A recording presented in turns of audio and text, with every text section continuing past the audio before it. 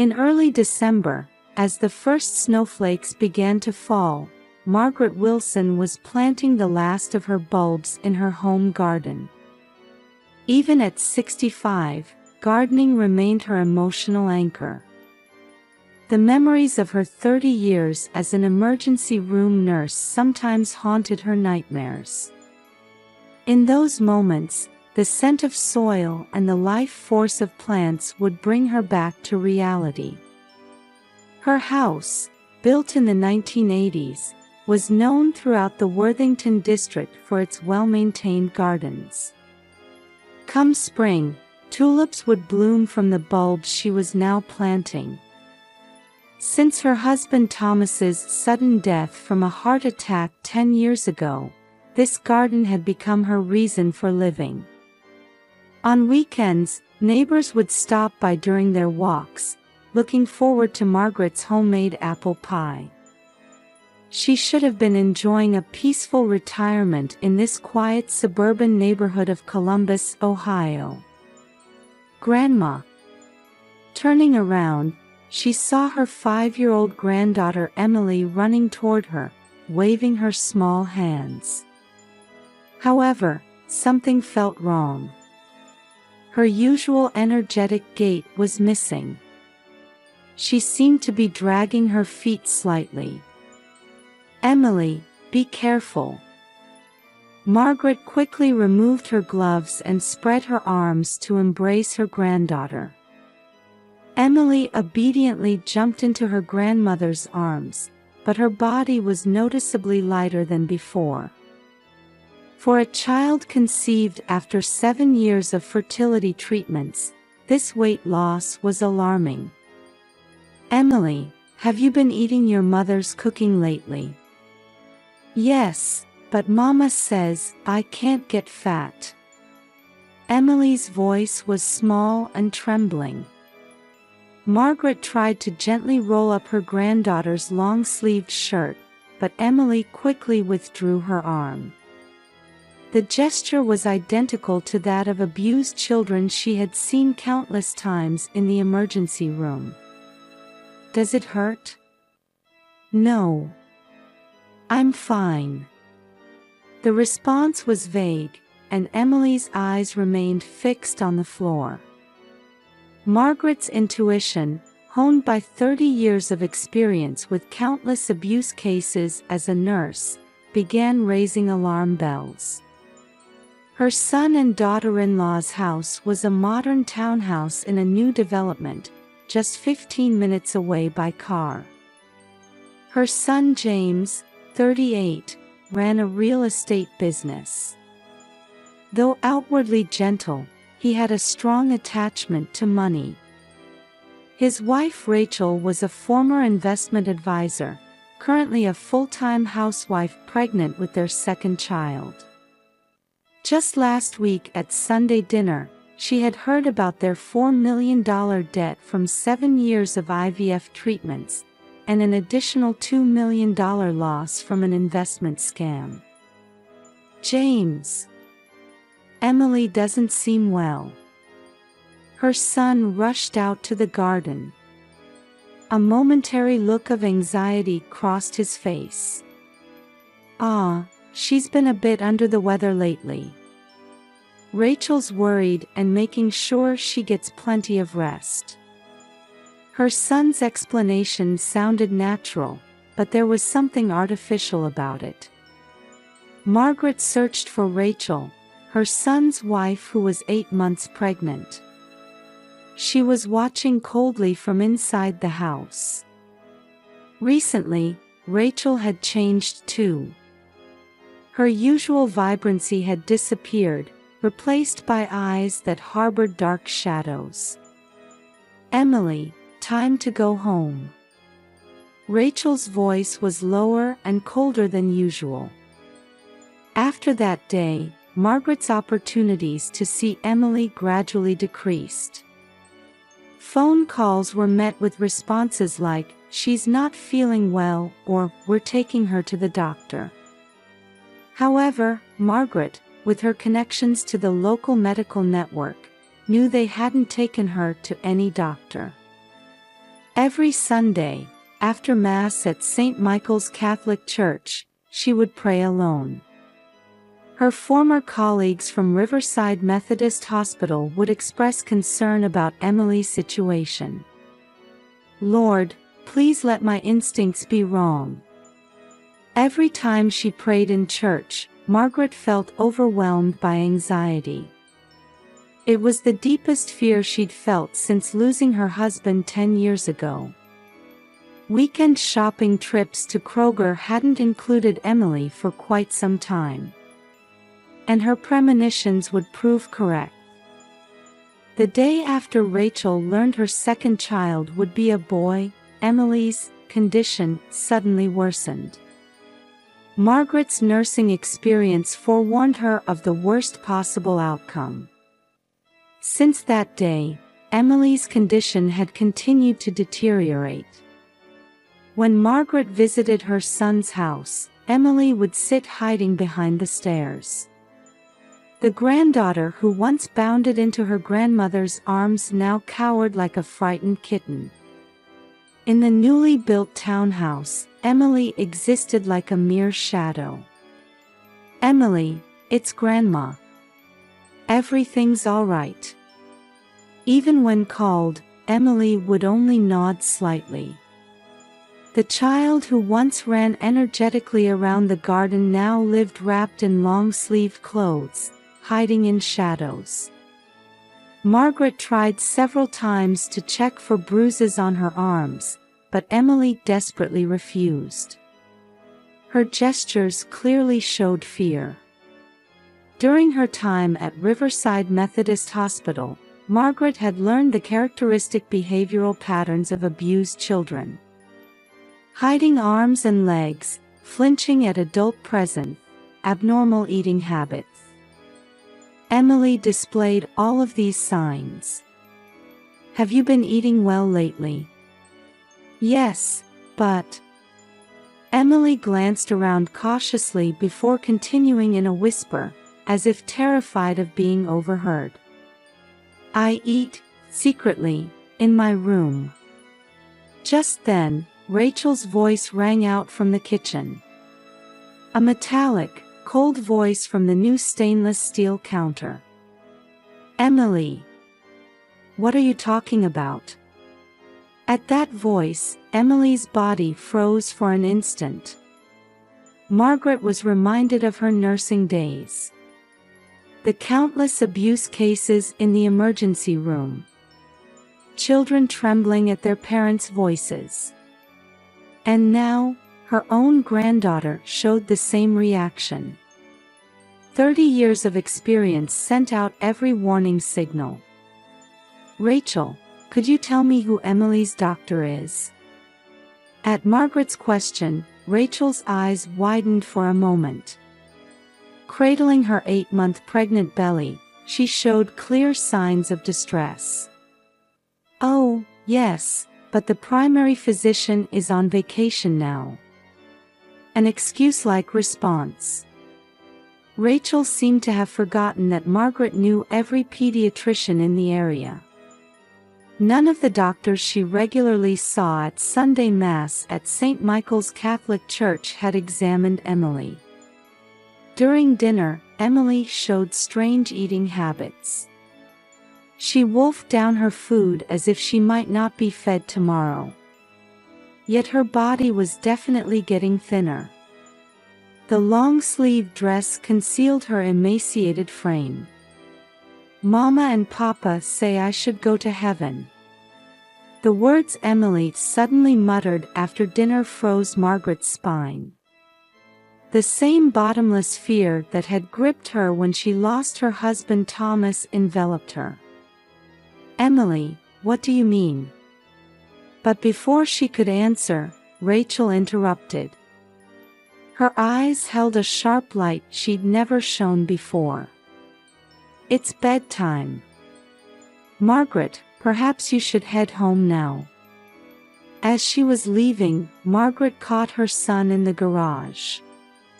In the dim light, she searched for traces of her once gentle son. "James, tell me the truth. "Mom, you're worrying too much.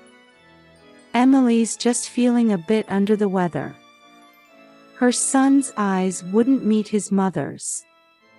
The pressure of $4 million in fertility treatment debt and $2 million in investment fraud losses had changed her son into a different person.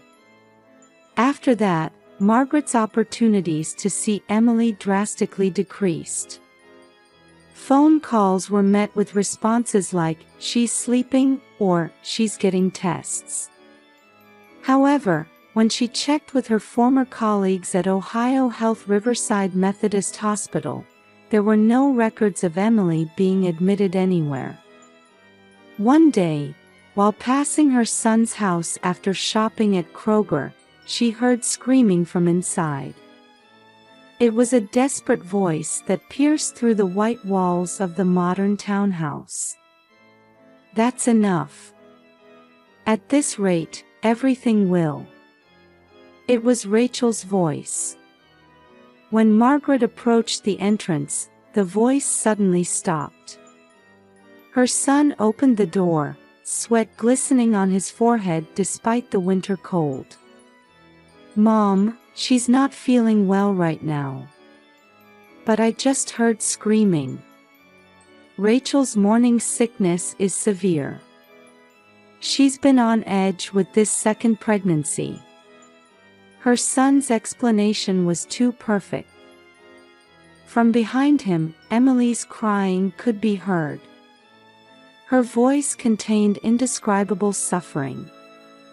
The next day, Rachel's prenatal checkup confirmed the second child would be a boy. From that moment, her son and daughter-in-law's attitude completely changed.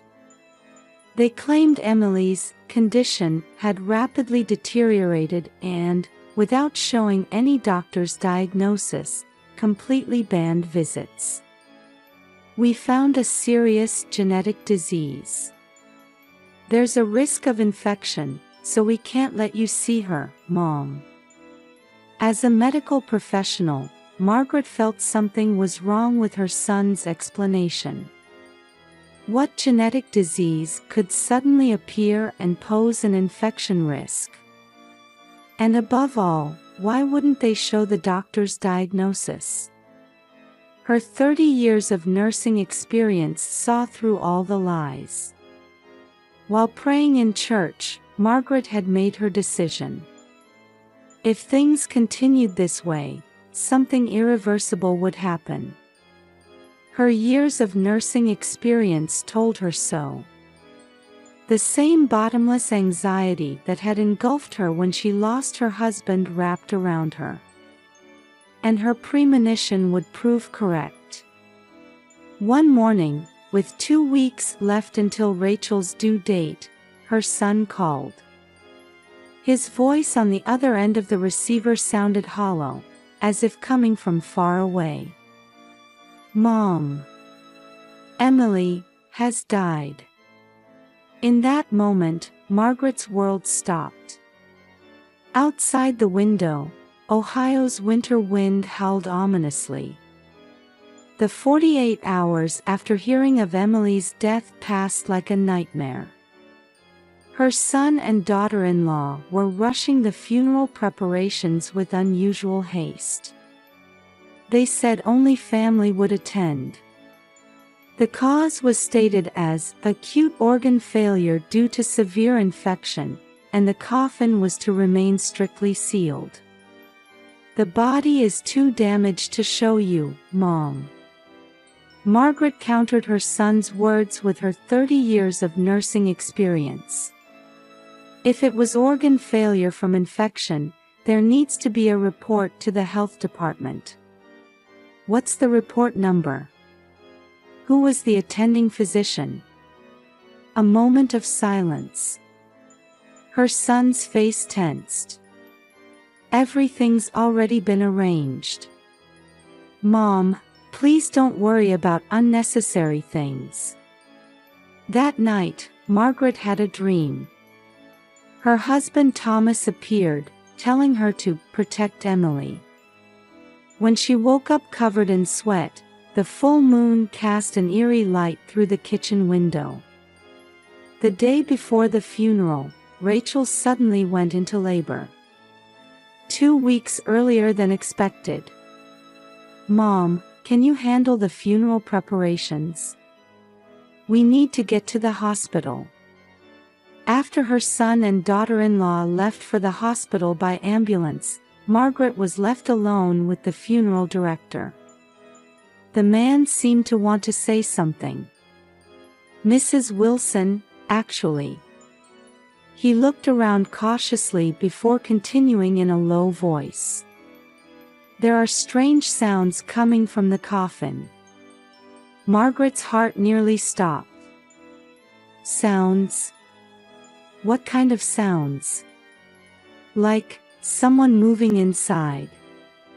At that moment, a faint sound could definitely be heard from the coffin. The funeral director left with a pale face.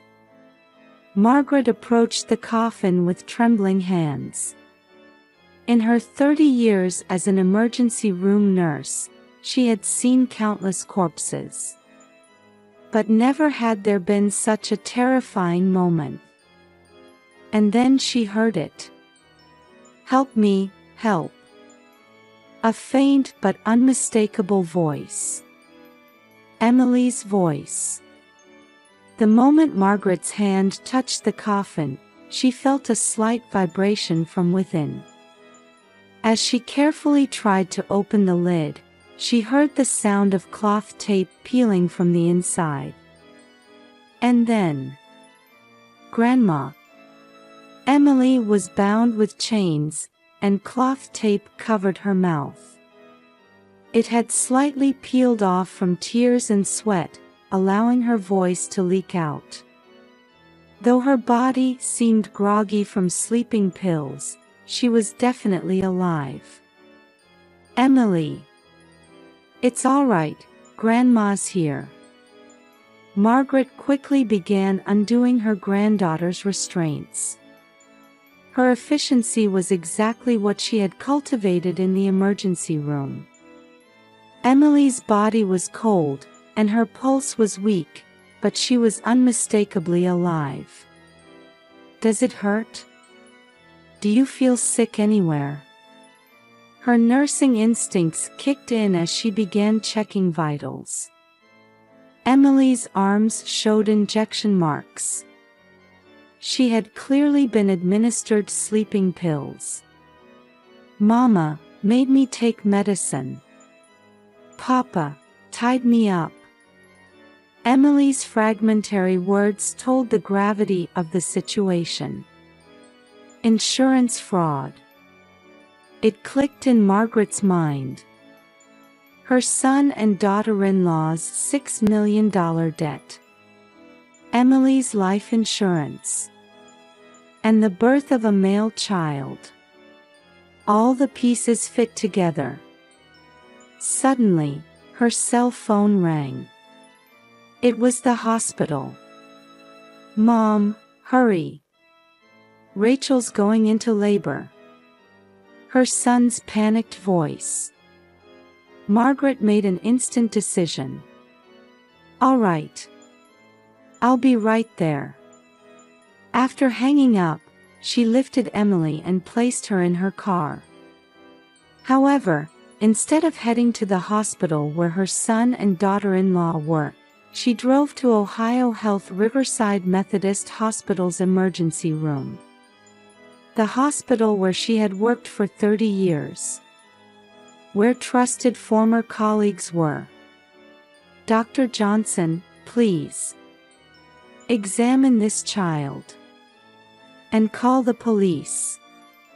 Her old friend, the pediatrician, understood the situation at a glance. A treatment team was immediately assembled, and Emily's protection began. At that moment, another cell phone rang. It was her son. Margaret didn't answer. Right now, her only duty was to save the life before her. Outside the window, Ohio's winter dawn cast a new light of hope. In the emergency treatment room at Riverside Methodist Hospital, doctors were attending to Emily. Large amounts of sleeping medication were detected in her system, and her wrists and ankles showed restraint marks. Test results appeared one after another on the monitor. Malnutrition, dehydration, mild hypothermia, all evidence of abuse. In this hospital where she had worked for 30 years, Margaret now faced the greatest crisis of her life. The white walls and smell of disinfectant. What was once normal now carried an extraordinary tension. Vitals are stabilizing. Blood sedative levels still elevated. Body temperature showing gradual improvement. The medical staff's voices flew back and forth. Each one indicated that Emily's life was still dancing with danger. "Mrs. Wilson, the police are here." A young nurse approached her. Her face showed both sympathy for her former colleague and concern for the gravity of the situation. "Emily is no longer in immediate danger." However, Dr. Johnson paused. He had been a trusted colleague and friend for 20 years. "This is clearly attempted murder. The sedative dosage was near lethal. Furthermore, there's evidence of chronic abuse over the past few months, restraint marks on wrists and ankles, progressive malnutrition, bruising throughout the body. These are not accidental." Medical records flashed on the monitor. Emily's weight had dropped to 70% of normal over the past 2 months. Intentional starvation. And the drugs detected from the injection marks. Everything pointed to a premeditated crime. Just then, the hallway grew noisy. The sound of emergency transport sirens and hurried footsteps. "Mom! Why did you take Emily?" James burst in, his face contorted. Behind him, Rachel writhed in labor pain. Her white hospital gown was soaked with sweat. "Why? You're asking me why?" Margaret's voice was ice cold. The composure built over 30 years of nursing sustained her. $6 million in debt. Emily's $3 million life insurance policy. And the birth of your long-awaited son. Was it all according to plan? Trying to kill your own child by burying her alive. The blood drained from her son's face. Rachel screamed. Whether from labor pains or guilt was unclear. "No, that's not, we." At that moment, police officers entered the room. The sound of heavy boots echoed in the silent hospital room. "James Wilson, Rachel Wilson. You are under arrest for attempted murder, child abuse, and attempted insurance fraud." Rachel suddenly began screaming hysterically. "We had no choice.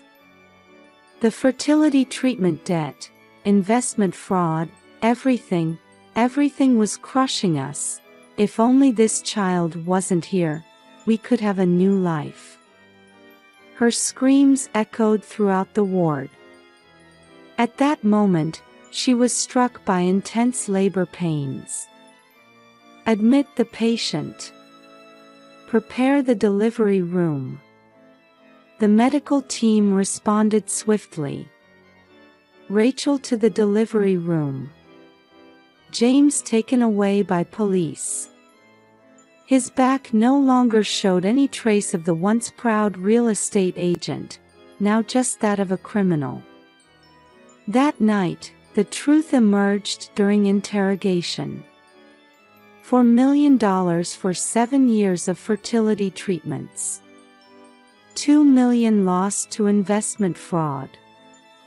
The desperate couple planned to use Emily's life insurance to pay off their debts. The confirmation that their second child would be a boy pushed them to make their decision. They tried to sacrifice their beloved daughter's life as a ticket to a new life.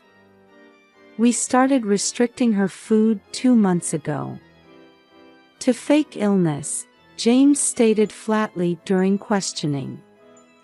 His voice now lacked any emotion. Rachel obtained sleeping pills from a former hospital contact.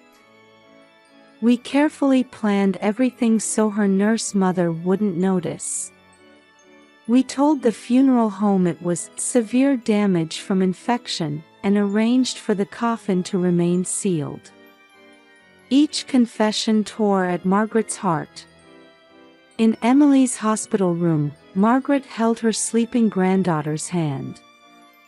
The regular beeping of monitors proved her certain life. The quiet drip of 4 fluids. The stable waveform of the ECG. All testified that her beloved granddaughter was truly alive. And in the adjacent delivery room, Rachel was giving birth to a boy under police surveillance. The birth of a new life and the collapse of a family. Opposing fates intersected within the White Hospital walls. Police officers with warrants quietly walked the corridors. Margaret gazed out the window. Dawn was approaching. 30 years of nursing experience had saved a life, and maternal instinct had prevented a family's destruction. But this wasn't the end, it was the beginning of a new battle. She didn't yet know what light awaited beyond the deep darkness. Only Emily's warm hand conveyed certain hope. 3 months after the incident, on a spring morning, tulips bloomed in Margaret's garden from the bulbs planted in winter.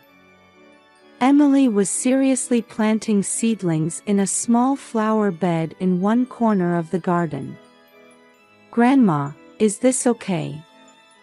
Her voice showed signs of gradually returning vitality. After the incident, thanks to swift action by Child Protective Services, Margaret had gained custody of Emily.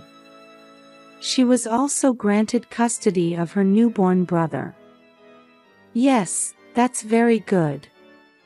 Next to Emily, 3-month-old Thomas slept peacefully in his stroller. Her grandson, named after her late husband.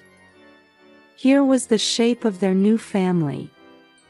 As details of the incident emerged, support from the local community grew.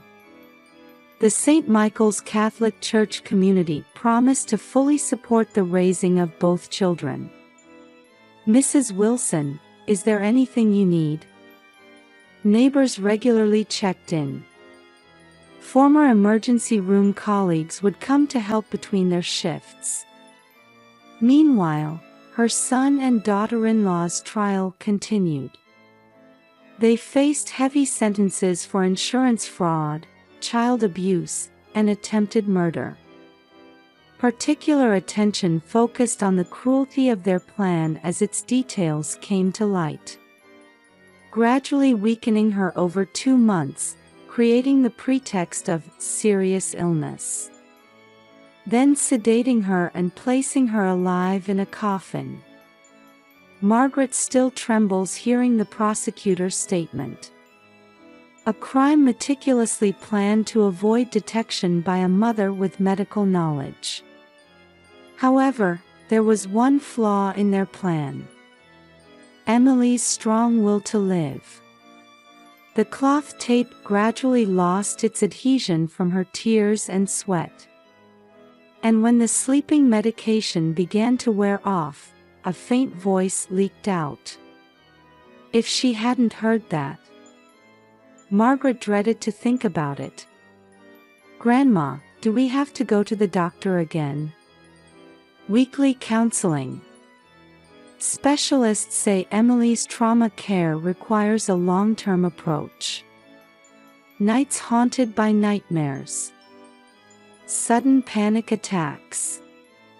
However, slowly but surely, signs of recovery were becoming visible.